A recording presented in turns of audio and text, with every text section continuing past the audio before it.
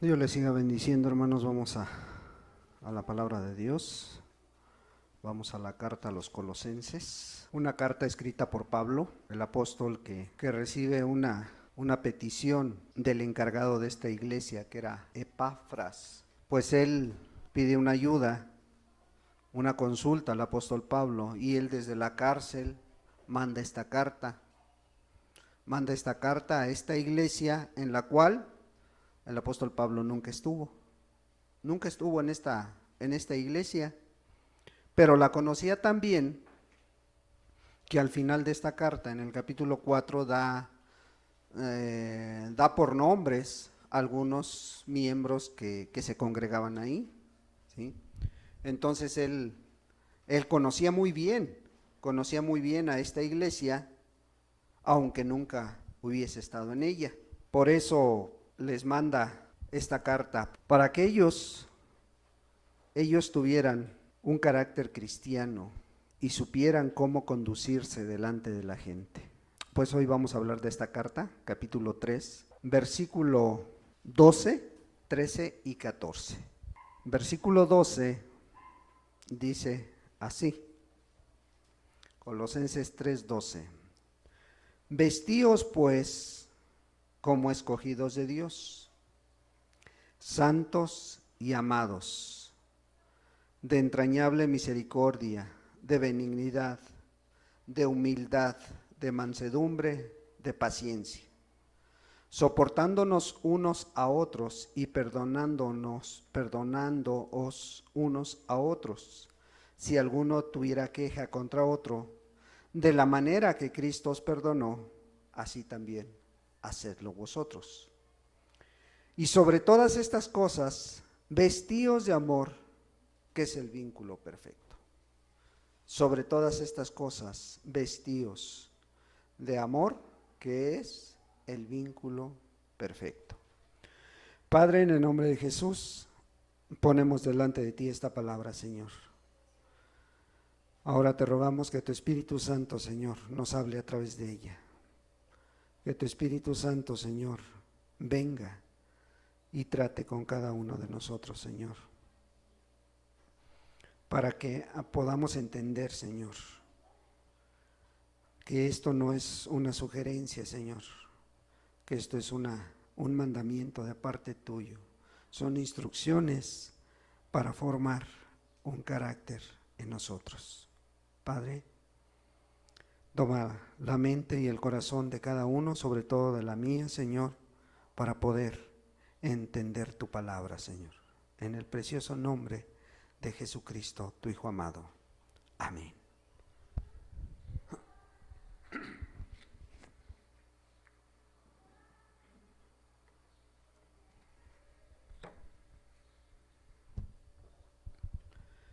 Pues ya les decía, esta carta de Pablo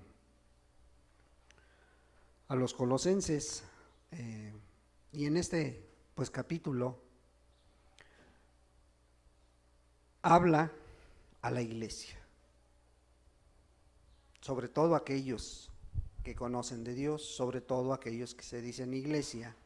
A ellos está hablando el apóstol Pablo, ¿sí? Y les está diciendo desde un principio, desde el versículo 1, les está diciendo que si han resucitado con Cristo, o sea, si eres convertido, tu visión debe de ser las cosas de arriba. Tu mirada debe de estar puesta en las cosas de arriba. ¿Por qué?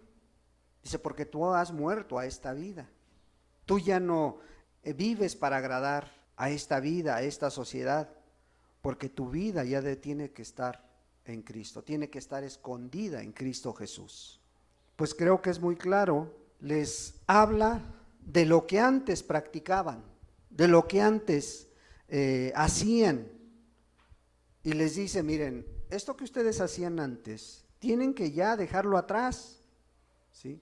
Les habla de esos pecados escandalosos como la fornicación, como la impureza, ¿sí? Como las pasiones desordenadas, esos malos deseos, la idolatría. Dice, bueno, antes lo hacías, hoy ya no tienes que hacerlo, pero va más allá, o sea, va a la mente, va al corazón también, y les dice, no nada más son esos pecados escandalosos que han dejado, ahora tienes que dejar la ira, la malicia, tienes que dejar esos pecados ocultos que también están en el corazón de la persona, ¿no? Esas palabras deshonestas que a veces decías, se tienen que hacerlas a un lado, ¿sí? Tienen que dejar a un lado eso. Y por eso llega el versículo 12 y lo primero que les dice es vestíos. Ahora, si nosotros tocáramos este punto, si nos pusiéramos a hablar de la vestimenta que debes tener, pues es entrar en polémica, es entrar en controversia, hermanos. No rehuimos hacerlo, pero también hay que mirar en qué tiempo estaba hablando el apóstol Pablo. En aquel tiempo no había lo que hoy puedes encontrar en la forma de vestirte. En aquel tiempo no ponían mucha atención a la manera de vestirse como hoy se tiene. Hoy hay muchas maneras de vestirte, ¿sí? Puedes vestirte casual, puedes vestirte formalmente, puedes vestirte de gala. O sea, según la ocasión o el lugar al que vayas, es la vestimenta que muchos escogen, ¿o no? Muchos se hace de esta manera. En aquel tiempo tampoco la gente se fijaba mucho en cómo iban vestidos, ¿sí? Porque no le daban tanta importancia. Hoy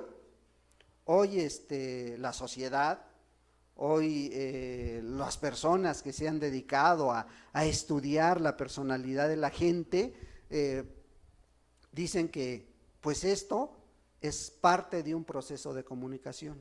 ¿Cuál? La forma de vestirte. En la forma que tú te vistes es la forma que comunicas a la gente, también tu forma de ser. Es lo que muchos dicen, aquellos que se dedican a estudiar la personalidad de las personas, ¿sí? Dicen que a través de la vestimenta reflejan el carácter de las personas. Eso es lo que cuentan, ¿no? Eso es lo que se dice, ¿sí? Entonces, pues Pablo no precisamente se estaba enfocando a este tipo de vestimenta. O sea, Pablo no estaba dando vestíos como para hablar de la ropa, ¿sí? No, Pablo se estaba enfocando al carácter cristiano, ¿sí? Pablo se estaba enfocando en un carácter, y esto no consiste en un código de vestimenta, en un código de ropa, no consiste en cómo te vas a mirar, consiste en una formación de carácter. Eso es lo que Pablo estaba tratando de explicarle a esta iglesia de los colosenses, ¿sí? Porque pues si nos damos cuenta, y si realmente, como dice Pablo, que somos cristianos, dice que hemos muerto y nuestra vida está escondida en Cristo Jesús. Y si tu vida está escondida en Cristo Jesús, pues no vas a tener ni vas a invertir mucho tiempo en cómo te vas a ver o cómo te vas a vestir, ¿verdad? Y después en los puntos que vamos a desglosar, ojalá y podamos dejar bien claro esto, ¿sí? Pablo está diciendo, bueno, si tu vida está escondida en Cristo, tú ya moriste al pecado, tú ya no practicas ese pecado. Ahora, ¿para qué vino Cristo y murió por ti? Para pagar por tus pecados y para darte una vida nueva de acuerdo a los mandamientos de Dios, ¿sí? Una vida nueva que viene con ese nuevo nacimiento, ¿sí? O sea, Dios no viene, el Señor Jesús no viene a las vidas a mejorar tu vida que vienes trayendo por este mundo. O sea, Dios no viene a mejorar a ese viejo hombre que habita este mundo. No viene a mejorarnos la vida, hermanos. Viene a cambiarnos. ¿Sí? El que está en Cristo, que dice, nueva criatura es. O sea, Dios no viene a ese molde a ponerle un parche aquí o un parche allá, ¿no? Por ejemplo, en aquellas personas o en aquellos que hemos estado en alguna situación física, en alguna enfermedad, o sea, Dios no viene a mejorar tu enfermedad, viene a quitarla, si tú le crees a Dios. Viene a cambiarte totalmente. O sea, no viene a habitar con ese viejo hombre, viene a morir, a matar a ese viejo hombre. ¿Para qué? Para que Cristo viva en ti. Para que Cristo sea en ti. Por eso dice Pablo, nuestra vida está escondida en Cristo Jesús. Él habla de cosas radicales. No viene a hacer las cosas a medias. Por eso, aquí en este versículo 12 dice, vestíos pues como escogidos de Dios. Fíjate, está tan rico este pasaje, que habla de muchas cosas. Y aquí, por ejemplo, entramos en otra controversia. Dice, vestíos pues como escogidos de Dios, santos y amados. Escogidos. ¿Sí?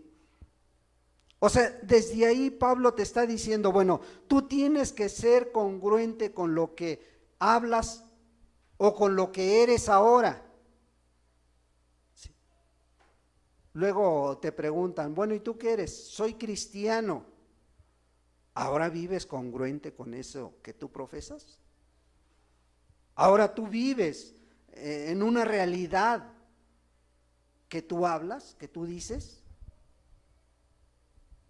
Entonces Pablo dice, ustedes tienen que ser congruentes con eso que ustedes profesan, con esos privilegios que tenemos como cristianos, ¿sí?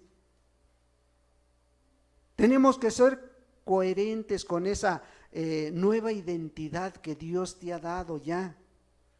Ahora, eso no es sencillo. ¿Por qué? Porque si tú lo entiendes, como lo entendía Pablo y como lo han entendido muchos siervos de Dios, ¿cómo tienes que vivir? Como escogido de Dios, dice. Y este tema también no es fácil, este tema es muy controversial. A ver, entonces yo no tuve que poner nada para ser cristiano. Pues lo único que tuviste que aportar es tu pecado que venías arrastrando para que Dios te perdonara.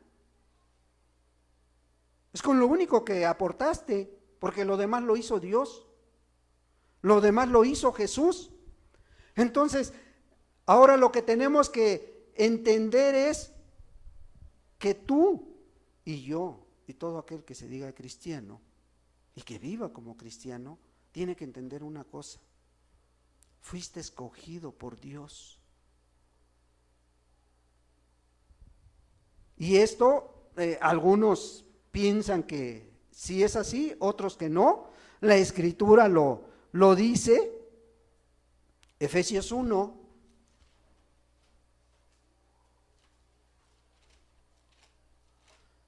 Efesios 1, versículo 3.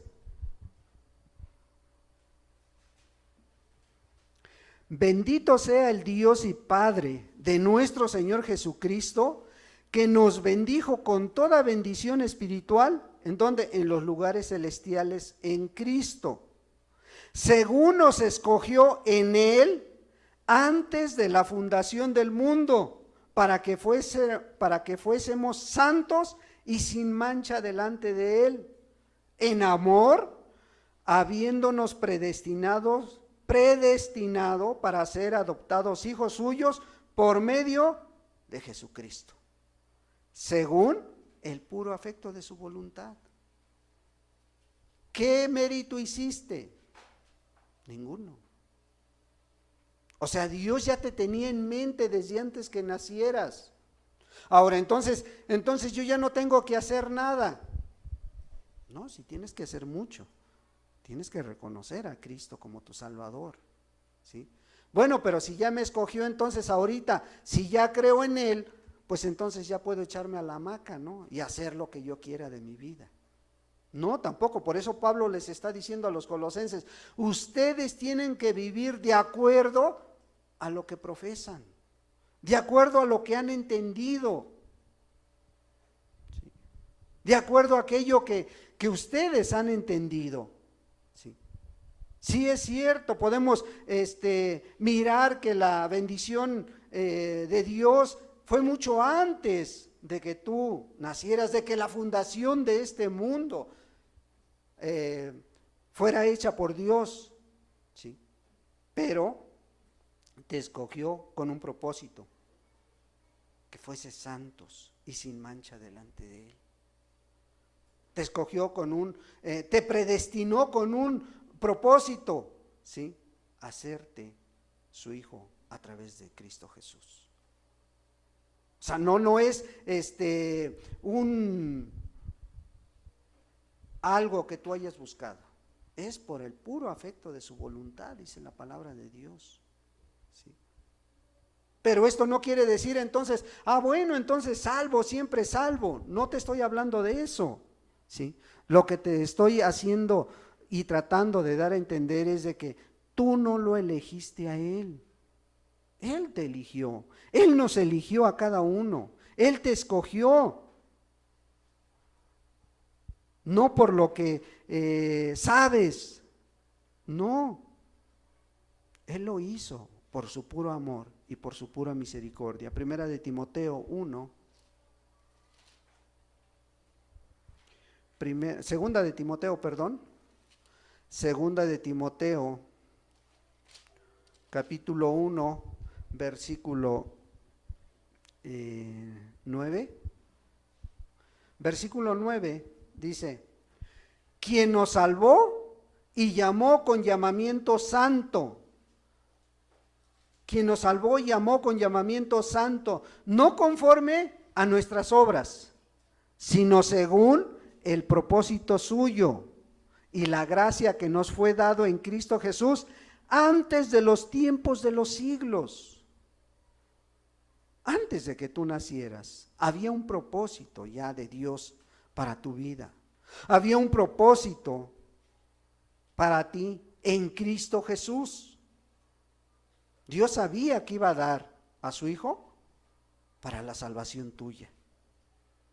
Y no por lo que hayas hecho, no por lo que eres, sino a pesar de lo que eras, Dios puso su mirada en ti, ¿sí? Sino no por los méritos que tú pudieras hacer, no, a pesar de lo que tú eras, porque la palabra de Dios así nos los dice, dice que más Dios muestra su amor para con nosotros, muestra su amor para contigo en que aún siendo pecadores, ¿qué dice? Cristo murió por cada uno.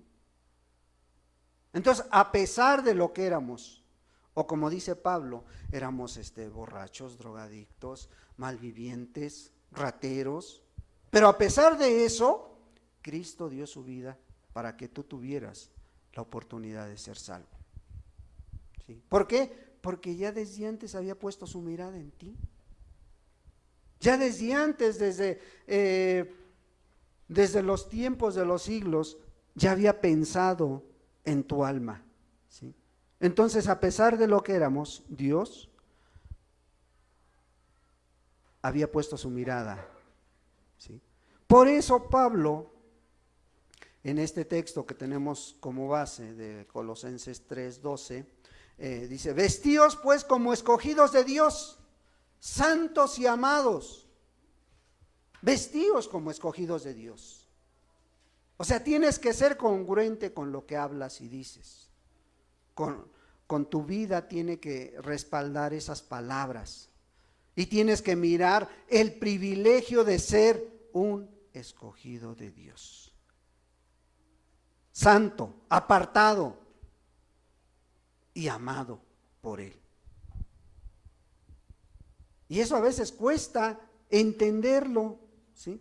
Por eso Pablo no se enfocaba tanto a lo externo, a lo que todo mundo ve. Pablo se enfocaba más a la formación de un carácter, a lo interno. Aquello que no se ve, pero en su caminar diario lo ponen por obra muchos. Por eso él, después de que les hace entrar en razón, después de que les hace mirar esta situación de cómo Dios había puesto su mirada en ellos, dice: vestíos, no con vestido largo, no con falda larga, no, dice, vístete de entrañable misericordia. Y esto es muy diferente, hermanos, esto es muy diferente a lo que hoy pensamos o escuchamos desde los púlpitos que Dios quiere, ¿sí? Vestíos de entrañable misericordia, decía el apóstol Pablo, ¿sí? Hoy la gente está más preocupada porque antes de salir de casa escogen la ropa que van a llevar. ¿Qué me voy a poner hoy? Voy a ir a ver al licenciado fulano, voy a ponerme esto, voy a ir a ver a la comadre, voy a ir de esta manera, ¿sí? Pero Pablo no estaba hablando de eso. Pablo estaba enfocándose más, dice: mira, vístete de entrañable misericordia. O sea, de esa misericordia que brota de las entrañas de tu ser, o sea, de tu interior, ¿sí? Y esto no es otra cosa, sino que te está diciendo Pablo: mira, que esta misericordia te lleve a mirar la necesidad del mundo, la necesidad de la gente, la necesidad de tu prójimo más cercano, que te lleve a mirar esa necesidad y a involucrarte en ella. Porque a veces pasamos de largo, a veces no prestamos tanta atención en las necesidades de los demás. ¿Por qué? Porque la necesidad tuya piensas que es más importante, ¿sí? O sea, Pablo les está diciendo: abran sus ojos a la palabra de Dios, al evangelio de Cristo. Colosenses, no se enfoquen en ustedes mismos. No quieran que todo mundo les esté sirviendo, sino vístanse de entrañable misericordia. Esa que te nace desde el interior, esa que te brota desde el interior, ¿sí? Pero no nada más de entrañable misericordia, dice: vístanse también de benignidad. Bueno, ¿que no es lo mismo? No. La benignidad es contrario a esa malicia que el ser humano tiene. Esa malicia que no te deja mirar esas necesidades de los demás.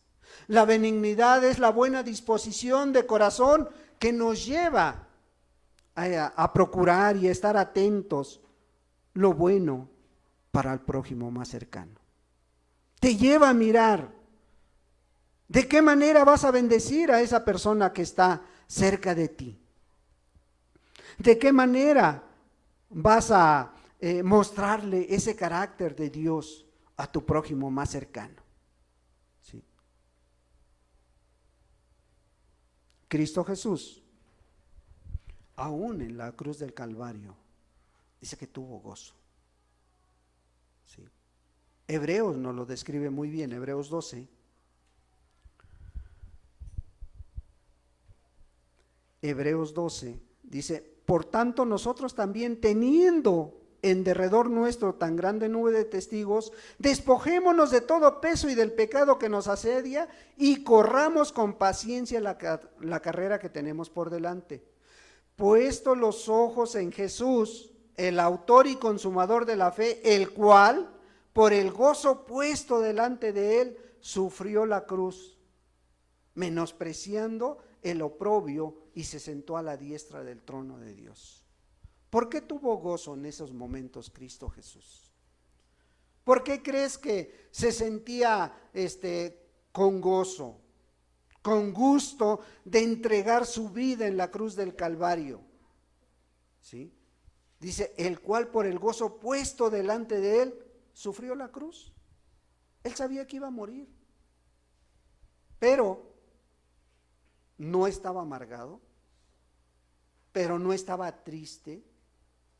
Dice que lo hizo con gozo, con alegría. ¿Por qué? Porque sabía una cosa: después de ese sacrificio, tú tenías la oportunidad de ser salvo, y yo también. ¿Cuál fue el gozo de nuestro Señor Jesucristo?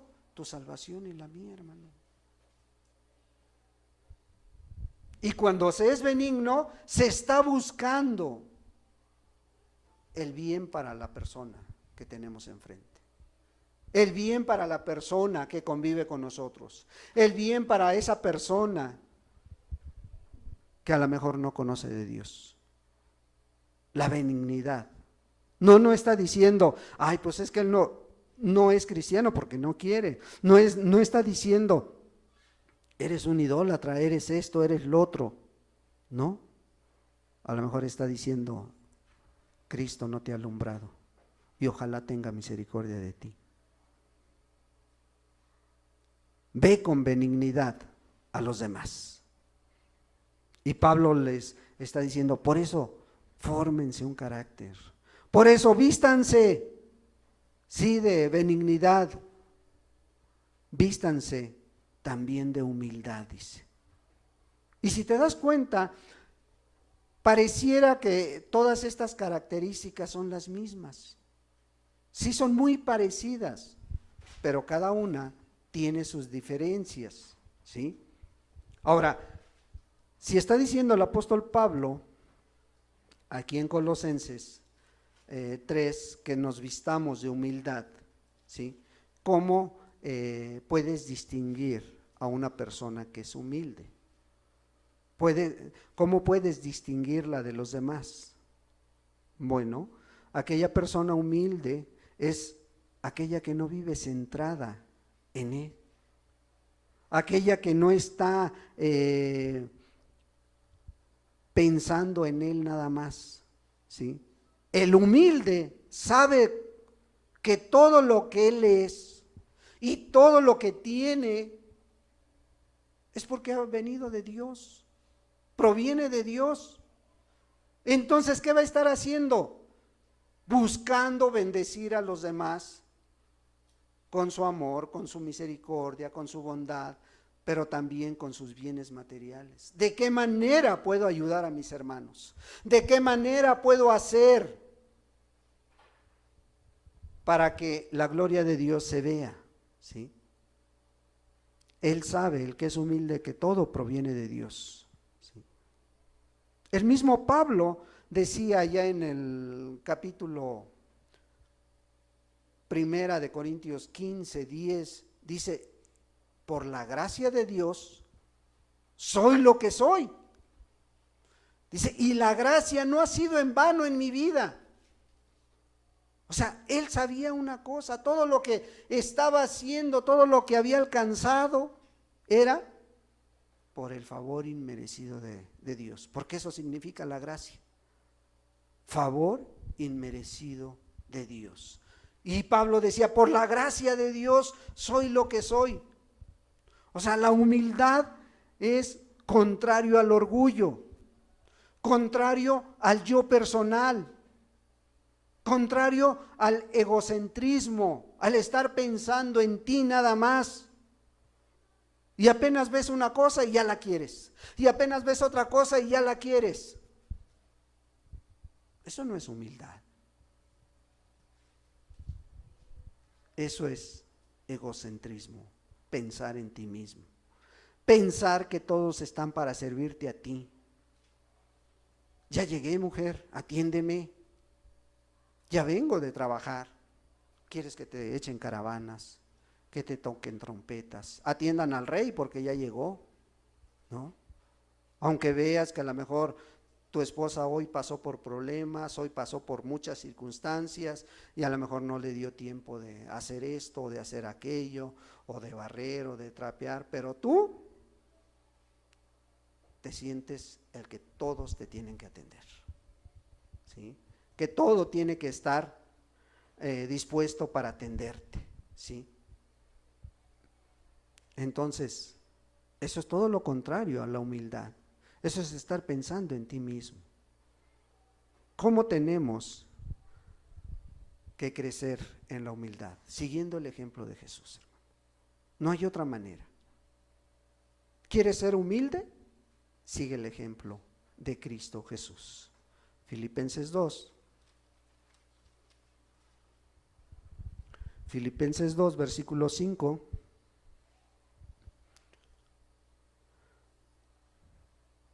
Haya pues en vosotros este sentir que hubo también en Cristo Jesús, el cual siendo en forma de Dios, no estimó el ser igual a Dios como cosa a que aferrarse, sino que se despojó a sí mismo, tomando forma de siervo, hecho semejante a los hombres, y estando en la condición de hombre, se humilló a sí mismo, haciéndose obediente hasta la muerte y muerte de cruz. ¿Quieres ser humilde? El ejemplo es Cristo, ¿sí? Él dice que no se aferró a ser Dios, ¿no? Sino que se despojó de ese privilegio, de ese privilegio que tenía de parte de Dios y se hizo siervo. Se hizo siervo semejante a cada uno de los que estamos aquí, ¿sí? Y no conforme con eso, se humilló a sí mismo haciéndose obediente, ¿sí? Él a lo mejor pudiendo haber evitado la cruz, dijo: Padre, hágase tu voluntad, pero no la mía, ¿sí? Y se hizo obediente hasta la muerte y muerte de cruz. ¿Quieres ver a una persona humilde? Mira si no está centrada en sí mismo. Y Pablo estaba dando esta instrucción a los colosenses, porque habían escuchado otras filosofías, porque habían escuchado otros mandamientos, porque había llegado a esa iglesia otra filosofía humana, y Pablo les estaba advirtiendo sobre esto. Por eso quería que se formaran un carácter, por eso les decía: vístanse de entrañable misericordia, de benignidad, de humildad, de mansedumbre. De mansedumbre, dice: vístanse de mansedumbre. Que hoy en día esto está muy mal entendido, esta virtud, cuando ven a la gente que es mansa, piensan todo lo contrario. Entonces nos podemos aprovechar de esto, porque la mansedumbre, ¿sí? Si esta persona, esta hermana, que se dice cristiano es manso, pues también es menso, dice. Y se quieren aprovechar de ellos, y se quieren aprovechar de la gente. Está muy mal entendido este concepto, esta virtud, ¿sí? Y la gente piensa que esa persona que es mansa y humilde, piensa que no tiene carácter. Le puedo hacer cualquier cosa y no me contesta, ¿sí? Pero realmente una persona con mansedumbre, de acuerdo a la Escritura, es todo lo contrario, hermanos. Todo lo contrario. Moisés, dice la palabra de Dios en Números 12:3, dice que era el hombre más manso de toda la tierra. Y cuando él vio la injusticia hacia uno de sus hermanos, ¿qué hizo? Se levantó y mató al egipcio. Y Dios da testimonio de él. el más manso de todos los hombres en su momento, y tuvo que enfrentar a Faraón con valentía, ¿sí? Y tuvo que conducir a un pueblo rebelde durante 40 años que no querían obedecer a Dios. ¿Y acaso por eso no era manso? Era muy manso, muy humilde, con mucha mansedumbre, ¿sí? Y se necesitaba mansedumbre para gobernar ese pueblo rebelde. Pero cuando tuvo que aplicar medidas, no se tentó la mano, ¿sí? Cuando tuvo que enfrentar a aquellos que lo estaban confrontando, dijo, bueno, que sea Dios hoy testigo entre nosotros y ustedes, ¿sí? Y cuando Dios le da la sabiduría y la gracia, le dice, bueno, que se abra la tierra y que se trague a todos estos. ¿No tenía carácter? Tenía mucho carácter y mucho valor, hermanos. Pero era el hombre, dice la Escritura, el más manso de la tierra, ¿verdad? ¿Qué dice el Señor Jesucristo? Mateo 11.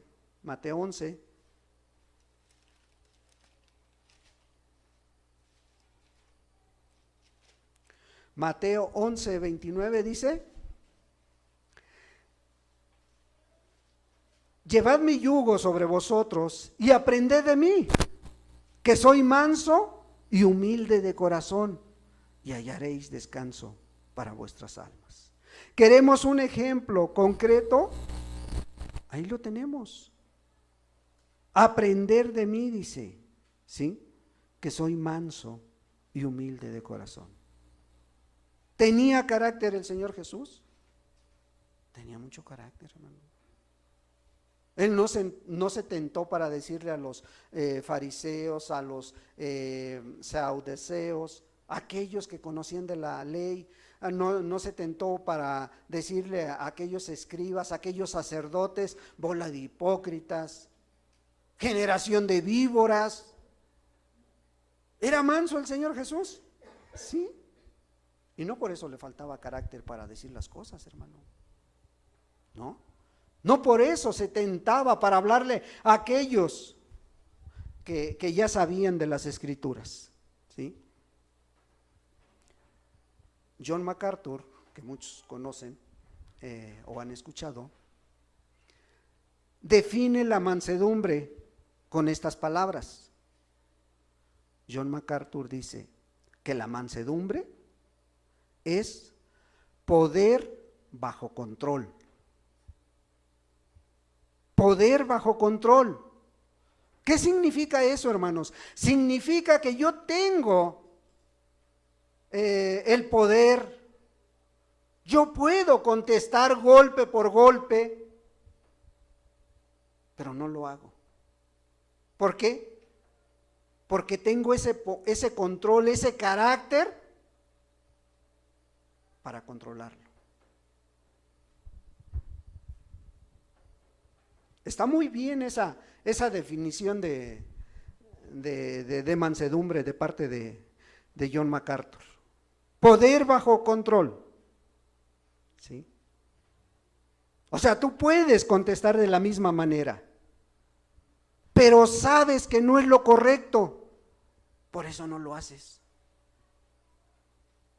Sabes que no es correcto a lo mejor contestar de esa manera, y por eso tú tienes control bajo tu carácter, bajo persona, bajo esa personalidad, ese carácter fuerte que dices, antes yo tenía un carácter muy fuerte, ¿sí? Pero hoy tienes la mansedumbre, y esa mansedumbre te capacita para esos momentos difíciles, te capacita para esos momentos en los cuales a lo mejor se tiene que tener dominio propio, ¿sí? Poder bajo control, dice este hombre, ¿sí? Proverbios 19.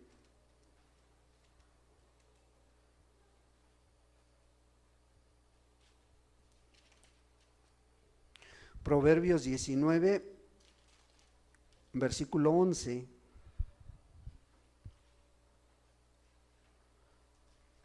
La cordura del hombre detiene su furor y su honra es pasar por alto la ofensa. ¿Sí? La cordura, o sea, la mansedumbre del hombre detiene su furor y su honra es pasar por alto la ofensa. O sea, yo puedo contestarte de la misma manera, pero ¿sabes una cosa? No voy a deshonrar a mi Dios. ¿Sí? No voy a actuar como tú lo estás haciendo. Ahí mismo, Proverbios 16, versículo 32. Mejor es el que tarda en airarse que el fuerte, y el que se enseñorea de su espíritu que el que toma una ciudad. ¿Sí? O sea, por algo, y por algo les decía que la definición de John MacArthur está muy bien hecha. ¿Por qué?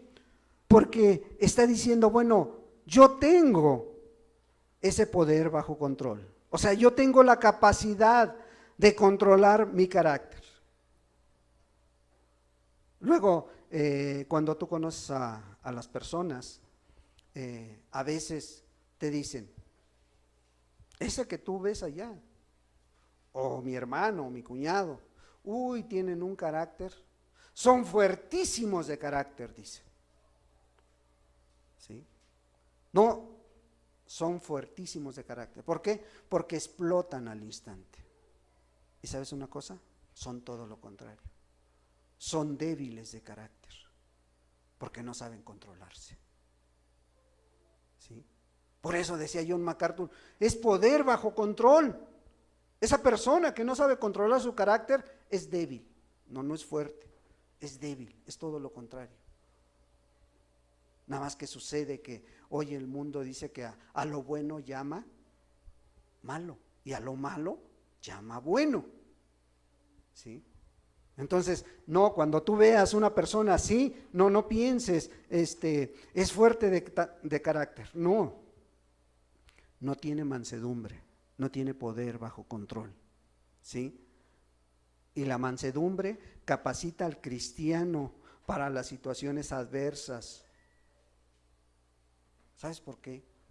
Porque si Dios está bajo control de tu carácter, si tú tienes a través del Espíritu el poder para controlar ese carácter, entonces tú ya no estás en control de esas situaciones. Dios está en control de tu vida. Y la honra es para Dios, la gloria es para Dios, porque tú ya no estás gobernándote a ti mismo. Dios está gobernando todas las áreas de tu vida. ¿Sí? Por eso el apóstol Pablo estaba tan interesado en que los colosenses entendieran esto, que los colosenses entendieran que tienen que vestirse como escogidos de Dios, de entrañable misericordia, de benignidad, de humildad, de mansedumbre, de paciencia. ¿Sí? O sea, la paciencia de la cual está hablando aquí está transmitiendo la idea de soportar la adversidad. O sea, está dando la capacidad de aguante.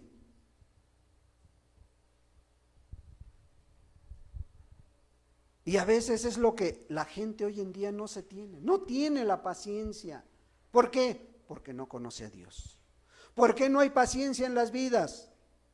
Porque esas vidas están alejadas de Dios, porque no tienen a Dios en su vida. Pablo está hablando de esa paciencia que cuando viene el problema, ahí está, aguantando, porque sabe una cosa: si Dios está mandando esa lucha, esa prueba, Él también va a dar la salida. Y mira, si esta paciencia de la cual está hablando Pablo es soportar la adversidad, es tener capacidad de aguante, ponte a pensar una cosa, o la pregunta sería esta: ¿cuántas veces antes de conocer a Dios tú provocaste a Dios? ¿Cuántas veces pusiste en tela de duda la existencia de Dios? ¿O cuántas veces renegaste de Dios y provocaste a Dios? ¿Y cómo actuó Dios? Con mucha paciencia. Porque pudiendo y teniendo los medios, así como Moisés lo hizo y dijo, bueno, que se abra la tierra y que los consuma, vivos se fueron. ¿Sí? Dios no actuó así contigo, tuvo paciencia. Pero vamos más allá. Después de que tú conoces a Dios, después de decir no sé cuántos años lleves conociendo a Dios, no sé cuántos años lleves de acercarte y tener la idea de que hay un Dios que murió por ti, ¿cuánto tiempo ha pasado y sigues provocando a Dios y no te has entregado a Dios y no haces la voluntad de Dios? ¿Cuánto tiempo lleva? ¿Y qué ha pasado? Dios, en su mucha paciencia, aún una vez más te está diciendo, vente. Con su paciencia quiere una vez más atraerte. No ha actuado como cualquiera de nosotros haría. ¿Por qué? Porque Dios es muy paciente. Jesús es muy paciente, ¿sí? Con cada uno. Bueno, por eso el apóstol Pablo estaba tan interesado no en las cosas externas, sino en formar un carácter en la iglesia de los colosenses, sino transmitir lo que él había entendido a través del conocimiento de Dios, ¿sí? Por eso Pablo les dice, mira, más que un código cristiano para la vestimenta, lo que tú necesitas es un carácter cristiano. Lo que tú necesitas es entender lo que Dios está demandando de ti, ¿sí? Ahora, ¿qué sucedería? ¿Qué sucedería si esto que el apóstol Pablo lo aplicáramos a nuestra vida, lo aplicaras a tu vida? Si esto del cual está hablando el apóstol Pablo, de un carácter, una formación de carácter en ti, si tú, así como dice el apóstol Pablo, vestíos, te vistieras de ese carácter y lo aplicaras a tu vida y lo aplicaras aquí en la iglesia, y lo aplicaras ahí en tu casa, y lo aplicaras ahí en tu trabajo, ahí en tu escuela, con estas características que dice el apóstol Pablo, ¿qué pasaría, hermano? ¿Sí? ¿Tú crees que si tú aplicaras este carácter, estas enseñanzas del apóstol Pablo, ¿tú crees que ibas a estar buscando ser el centro de atención en la iglesia? ¿Tú crees que ibas a estar buscando ay, ¿qué me pondré? Me pondré esta falda, este vestido, me pondré estos pantalones bien ajustados para que se vean mis formas, o me pondré esta falda bien ajustada para que se vean las formas y los hermanos volteen a verme a mí. ¿Tú crees que estarías buscando eso? ¿Tú crees que estarías buscando la falda más corta para ponértela? Por eso Pablo estaba tan interesado en formar no el exterior, sino un carácter. Porque sabía una cosa, si los hermanos y hermanas aplicaran esto a su vida, nos dejaríamos de preocupar de eso, de lo externo. ¿Por qué? Porque iban a buscar agradar a Dios. ¿Tú crees que si tuvieras este carácter ibas a venir de mala gana al servicio? ¿Tú crees que si tuvieras este carácter ibas a llegar a la hora que tú quisieras? No, hermano. Porque tendría la necesidad de estar en la presencia de Dios.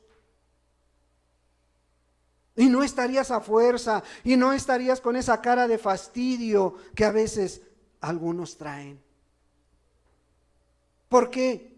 Porque estarías formando un carácter en ti, ¿sí?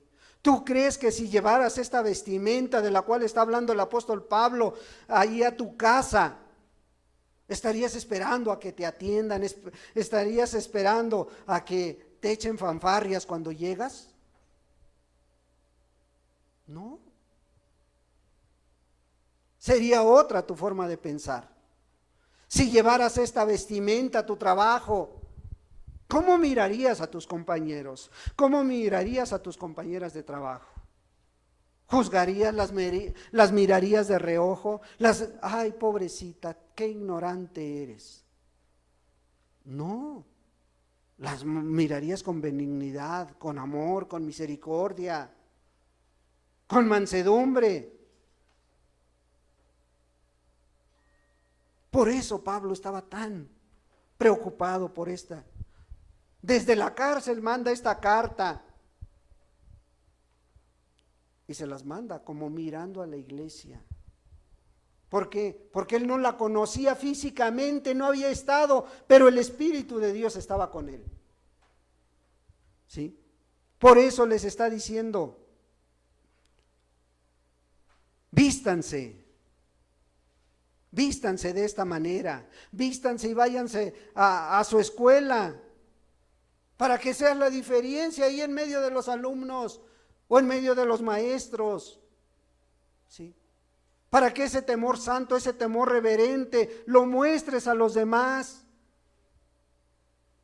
¿Sí te conocerán así? ¿O cómo te ven tus compañeros de escuela, tus compañeros de trabajo? ¿Sí? ¿Cómo te miran? Pablo les estaba diciendo, si ustedes ponen por obra esto, se van a evitar muchos problemas. Se van a evitar entender. Pablo no estaba preocupado por decirles, híjole, es que ya no queremos que las hermanas se corten el pelo, ya no queremos que traigan pantalones. No, Pablo no se preocupaba por eso, él quería un carácter en ellos. Porque si tenían este carácter, no se iban a preocupar por lo externo. Se iban a preocupar por parecerse cada día más a Cristo Jesús. Sí. Pero hoy en día se le da más importancia a la apariencia. Sí, en las iglesias, en las denominaciones te mencionan falda larga, sin pintura, sin corte de pelo, aunque la lengua la tengas larga, tú ponte la falda, no importa. No, Pablo no se preocupaba por eso, se preocupaba por un carácter que agradara a Dios, un carácter que se manifestara en todos lados y sobre todo en sus casas. Un siervo de Dios le dijo a su iglesia, hizo esta sugerencia, no un mandamiento, hermanos, una sugerencia en la cual pues también la hacemos para ustedes. Copien este pasaje en una hoja grande, este pasaje de Colosenses 3, cópienlo, ¿sí? Este versículo 12, y pónganlo a un lado de su espejo. Ahí pónganlo para que cuando te estés arreglando te recuerde el pasaje. ¿Qué es lo que demanda Dios de ti? ¿Qué tipo de arreglo quiere Dios de ti? Para que antes de salir no te olvides de estas virtudes y puedas salir de tu hogar, de tu casa, de tu trabajo con este carácter, ¿sí? con este carácter que el apóstol Pablo estaba transmitiendo a los colosenses. Y él estaba seguro que si la iglesia adoptaba este carácter, fíjate lo que a continuación dice en el versículo 13. Dice, si tú te vistes de entrañable misericordia, de benignidad, de humildad, de mansedumbre, de paciencia, dice, soportándonos unos a otros, o sea, si vas a poder dar el siguiente paso, soportándonos unos a otros y perdonándonos unos a otros, si alguno tuviere queja contra otro, de la manera que Cristo os perdonó, así también hacerlo vosotros. Fíjate qué importante, si se forma ese carácter en el hermano, en la hermana, va a poder hacer esto, ¿sí? Cuando viniera la queja, cuando viniera, ay, no me saludó, ay, ¿ya viste cómo viene la hermana? ¿Ya viste? Cuando quisieras hablar, te vas a acordar de una cosa, tienes que tener misericordia, tienes que tener benignidad, tienes que ser humilde, tienes que tener mansedumbre y paciencia, porque a lo mejor no ha entendido el hermano o la hermana lo que tú estás entendiendo. Y por eso Pablo dice, entonces se van a poder soportar, porque va a haber quejas, ¿sí? Va a haber luchas, va a haber pruebas, ¿sí? Entonces, lo que el apóstol Pablo está diciendo, mira, si Dios en su grande misericordia te ha mostrado su bondad, y si Dios ha muerto por ti y te ha dicho que ese hombre viejo tiene que hacerse a un lado, tiene que morir para que surja el hombre nuevo, conforme a la imagen de aquel que dio su vida por él, ¿sí? Tenemos que entenderlo, tenemos que poner por obra la enseñanza.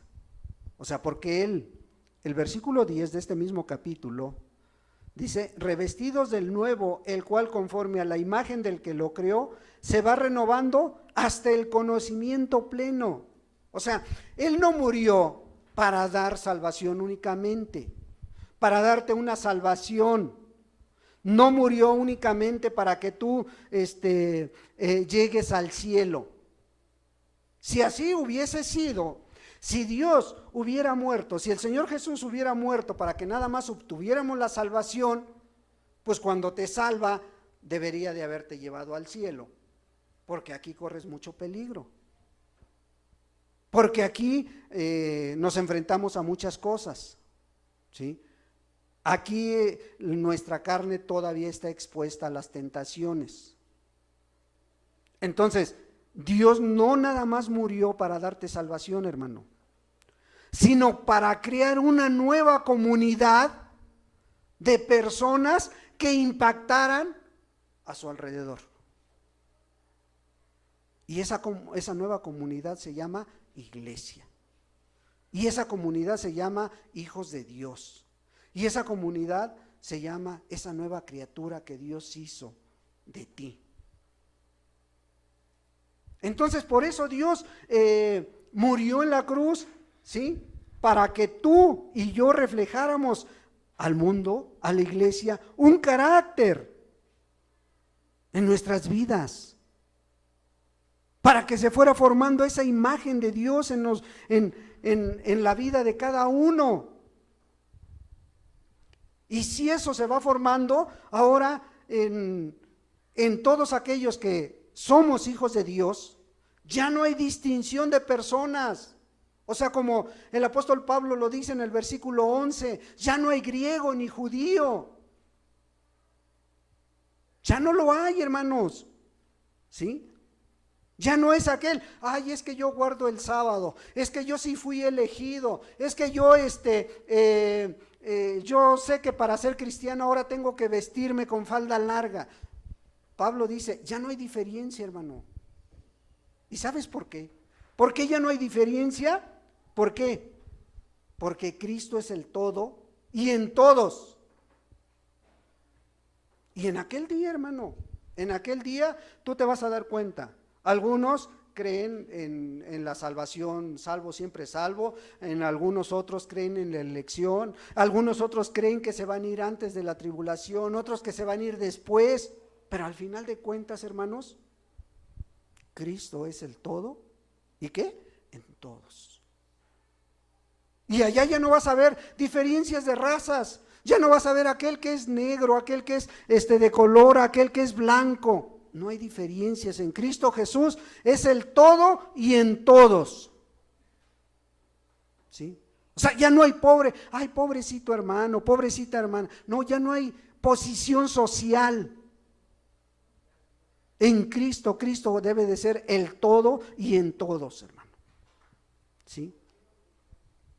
Mientras no sea una doctrina para salvación, hermano, el hecho de que tú creas que Dios te eligió, o el hecho de que tú creas que va a venir únicamente por los gentiles, o va a venir únicamente por los judíos, hermano, al final de cuentas, el que va a dar un sí o un no es Cristo Jesús. ¿Sí? Y Pablo estaba muy seguro de esto, por eso estaba transmitiendo estas enseñanzas, por eso les decía a ellos, ya no va a haber nada que les impida cuando ustedes realmente alcancen a entender lo que es Cristo en sus vidas, ¿sí? Ahora, todo esto, tampoco Pablo les estaba diciendo, si ustedes se ponen esta vestimenta, ya no va a haber problemas en medio de ustedes. Los problemas siempre los va a haber, hermanos, ¿sí? Es como el problema entre el esposo y la esposa. Si lleven 30, 40 años juntos, siempre va a haber los problemas. Nunca van a terminar de conocerse unos a los otros. Pero ¿cuál es la diferencia? De que ahora hay paciencia, ahora hay mansedumbre, ahora hay humildad. Esa es la gran diferencia que ahora hay, ¿sí? Entonces no quiere decir que no van a surgir problemas, pero ahora ya tienes los recursos para perdonarnos unos a otros, como dice Pablo, ¿sí? Soportándonos unos a otros y perdonándonos unos a otros. Fíjate qué interesante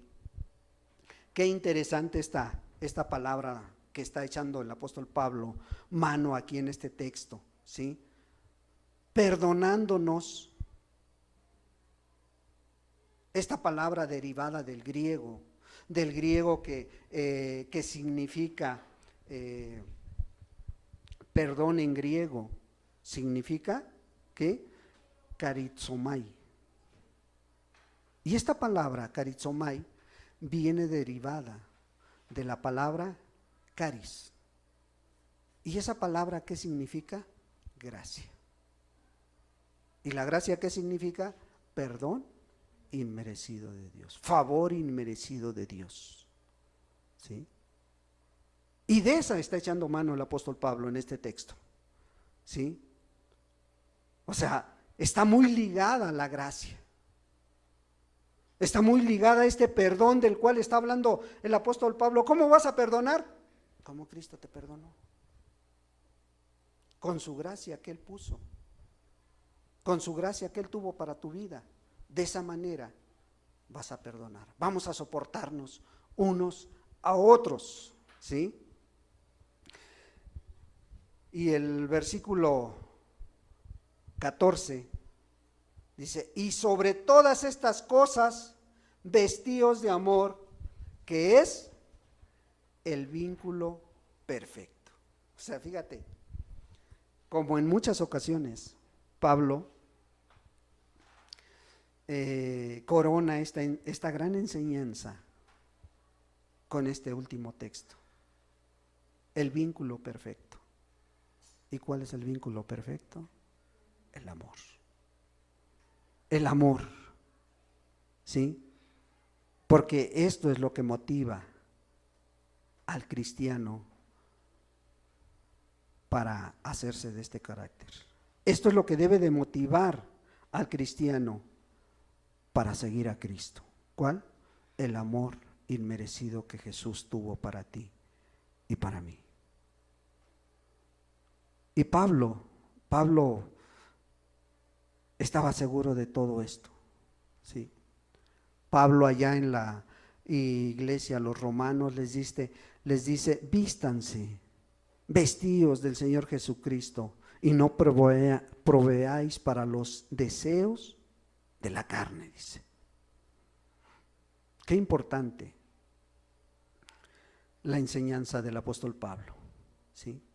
Qué importante es entender, fíjate, qué importante es entender una cosa, que al Señor Jesús, a Dios, no le interesa únicamente de qué manera obedeces a Dios, ¿sí? O sea, no le interesa la forma en que obedeces a Dios, le interesa más qué te motiva a obedecer a Dios. Y es muy diferente, ¿eh? Es muy diferente que digas, pues yo sí le obedezco, yo sí hago esto, yo sí hago aquello, ¿sí?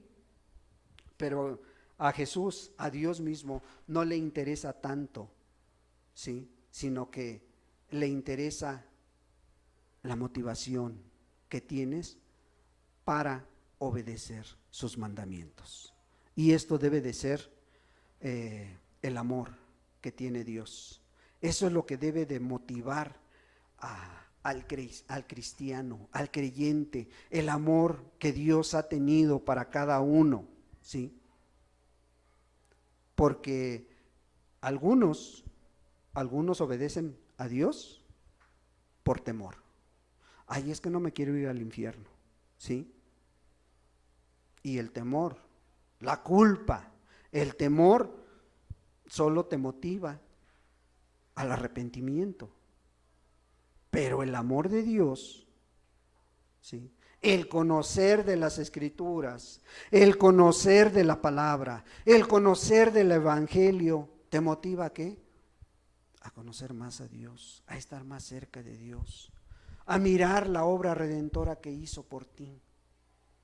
Y eso es lo que principalmente debería motivar al cristiano. El amor que ha tenido para cada uno de nosotros, de los que estamos aquí, ¿sí? El amor que debería motivar a nuestras almas para conocer cada día más a Dios, ¿sí? Hoy no sé cuántos realmente hayan entregado su vida a Dios. No sé cuántos realmente estén conscientes de que Pablo no estaba dando una sugerencia, estaba dando todas unas virtudes para que a través de ellas tú formaras un carácter cristiano.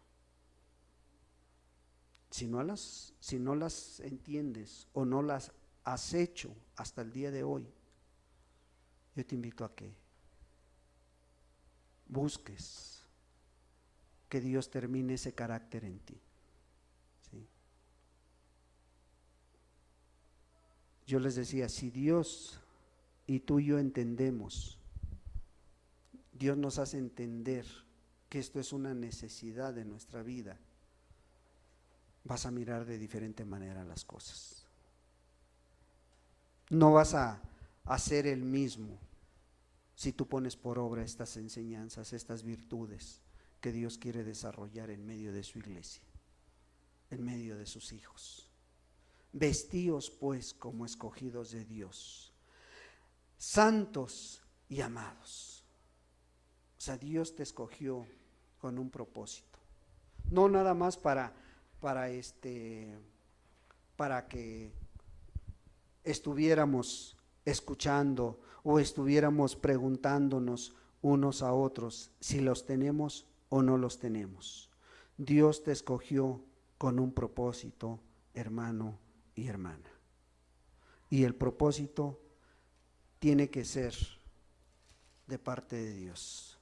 Tiene que ser que tú entiendas lo que Dios quiere hacer en tu vida. Dice la palabra de Dios en Tito 2:12, enseñándonos que renunciando a la impiedad y a los deseos mundanos, vivamos en este siglo sobria, justa y piadosamente. Y la manera de hacerlo es la manera en que Pablo estaba diciendo a los colosenses. Necesitan este carácter, necesitan estas virtudes en su vida. Tú te conoces, tu familia también te conoce. ¿Las tienes o no las tienes? Es que apenas voy en la segunda, hermano. ¿Sí? En la benignidad. Sí tengo benignidad, pero no tengo mansedumbre. Sí tengo mansedumbre, pero no tengo humildad. Sí tengo humildad, pero no tengo paciencia. Pídele a Dios que termine la obra en ti. Pídele a Dios que sea Él que te muestre realmente qué es lo que falta en tu vida. ¿Verdad? Meditemos un momento, hermanos, y pidamos a Dios que lo que empezó en cada uno termine de formar este carácter cristiano en cada uno. Padre, en el nombre de Jesús, te damos muchas gracias por tu palabra, Señor. Ahora te ruego que tú le des vida, Señor. Te ruego que seas tú el que ponga el querer como el hacer en cada uno, amado Dios. Y, amado Dios, si nos estás enseñando esto, es para que, como dice tu palabra, renunciemos a todo aquello que no sea agradable a ti, a todos aquellos deseos mundanos. Hoy en este tiempo que se avecina, este fin de año, Señor, necesitamos este carácter cristiano en nuestra vida. Necesitamos ver estos atributos desarrollados en nosotros para que vivamos en este siglo sobria, justa y piadosamente. Y estemos esperando esa manifestación gloriosa de nuestro gran Dios y Salvador, Jesucristo, en cada uno de mis hermanos y hermanas y en mi vida propia. Padre, sé tú, Señor, explicando aún más lo que no pude hacer, Señor, que tu Espíritu Santo, amado Dios, traiga esa palabra de vida a cada uno de mis hermanos, hermanas, desde el más pequeño hasta el más grande, desde el más joven hasta el más adulto, Señor, aún los adolescentes y aún aquellos que puedan escuchar esta grabación, Señor. Padre, tu Espíritu Santo respalde tu palabra, en el precioso nombre de Jesucristo, tu Hijo amado.